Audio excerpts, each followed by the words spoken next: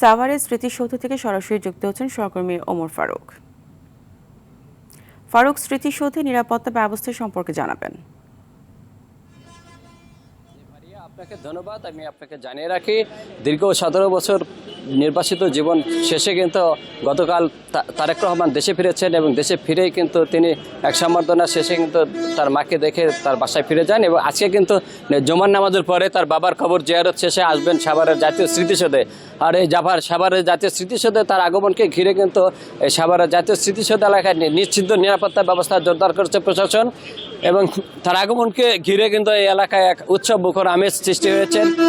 অধীর আগ্রহে নেতাকর্মী সহ সাধারণ জনতা কিন্তু অপেক্ষা করছেন তাকে এক নজর দেখার জন্য। কিন্তু এই স্মৃতিসৌধ এলাকায় কিন্তু ভিড় করতে শুরু করেছেন জনসাধারণ।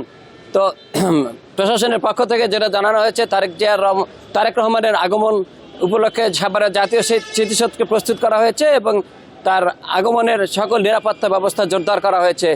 গণপূর্ত বিভাগ ইতিমধ্যেই প্রস্তুত করেছেন সাভারের জাতীয় স্মৃতিসৌধকে। তো তারেক রহমান জাতির বীর শ্রেষ্ঠ সন্তানদের প্রতি শ্রদ্ধা জানানোর জন্য বিকাল 3টার পরে কিন্তু জাতীয় স্মৃতিসৌধে আসার কথা রয়েছে। এই ছিল আমার কাছে সাভারের জাতীয় স্মৃতিসৌধ সর্বশেষ। ফারিয়া, আপনাকে ধন্যবাদ।